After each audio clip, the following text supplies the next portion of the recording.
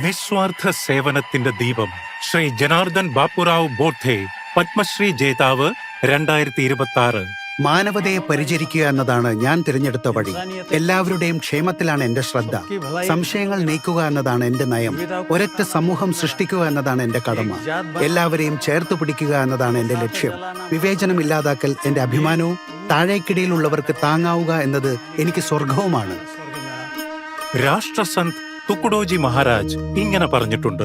രാഷ്ട്രസന്ത് തുക്കുഡോജി മഹാരാജിന്റെ ആശ്രിതരായ ഒരു സാധാരണ കുടുംബത്തിൽ ശ്രീ ജനാർദ്ദൻ ബാപ്പുറാവ് ബോധെ ജനിച്ച ഗോഗ്രി ഗ്രാമം.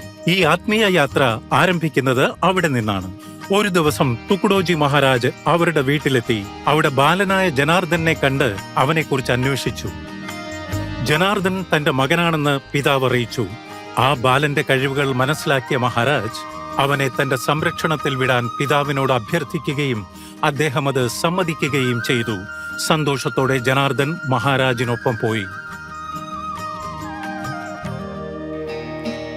ഹേ ഗുരുദേവ് മേരേ ദിൽ ആഓ സുന്ദർ സേജ് ബിഛായാ ഹൂ.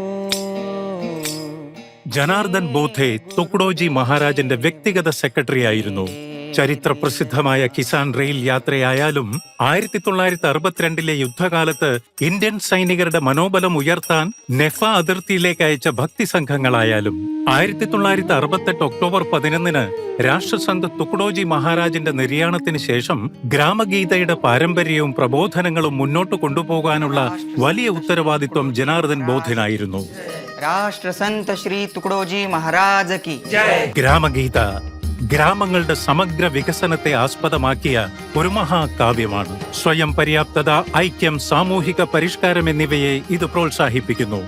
ഗ്രാമഗീതയിലെ ആശയങ്ങൾ രാജ്യത്തിന്റെ പുരോഗതിയെ ലക്ഷ്യമാക്കിയവയാണ്.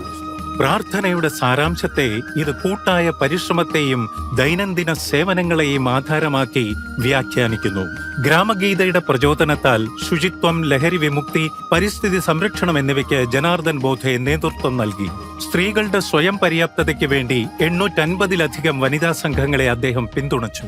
1972 ജനാർദ്ദൻ ബോധെ രാഷ്ട്രസന്ത് തുക്കുഡോജി മഹാരാജ് എഡ്യൂക്കേഷൻ സൊസൈറ്റി സ്ഥാപിച്ചു.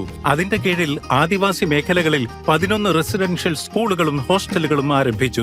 ഈ സ്ഥാപനങ്ങൾ ആയിരക്കണക്കിന് പിന്നാക്ക വിദ്യാർത്ഥികളെ മുഖ്യധാരയിലേക്ക് കൊണ്ടുവന്നു.